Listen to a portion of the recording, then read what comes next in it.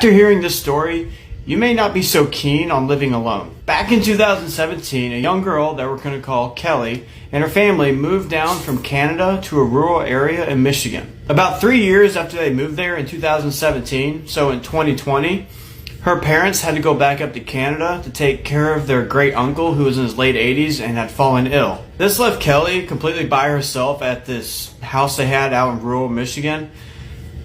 Everything was going perfectly fine, but things started to get a little strange shortly after her cat, Ginger Snap, had disappeared. Now, Kelly's cat was an outdoors cat, and it would be gone for hours on end, but after it didn't come by the end of the night, Kelly started to get a little worried.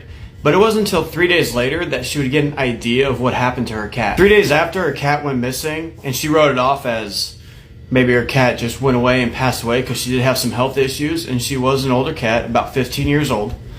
But she went out on her back porch and she saw her cat's body on the back porch that was absolutely mutilated. And it freaked her out so much that she started crying pretty heavily. But then she wrote it off as probably a predator of some sort, like the large owls they had in the area, had done this to her cat. A few days after this, she was watching TV around 11 o'clock at night when she started hearing a really rapid knocking sound.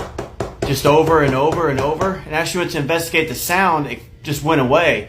But then she noticed that this really strong and just horrible smell kind of surrounded her and overwhelmed her. Even with the knocking and the discovery of her cat, she was pretty freaked out. But it's what happened a few days after all of this that really creeped her out. She was asleep one night and woke up suddenly around 3 in the morning, the devil's hour when everything goes wrong.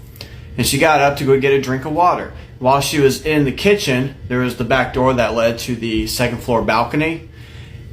And while she was getting her drink of water, she felt somebody like watching her, but then she started to also hear footsteps out there, which caused her to freeze in place.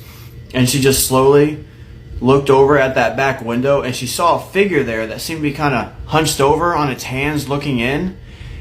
And it sat there for a good 3 to 4 minutes before it just seemed to disappear like it was never there. There was no warning that it was getting ready to run off. It was just gone. After this experience, she would call the cops and they would come and say it was absolutely impossible for anybody to be up there because the balcony on the second floor was about 15 feet up with no ladder or stairs to get up there. To kind of add insult to injury, every now and then she'll just hear this loud piercing scream somewhere out in the woods at night.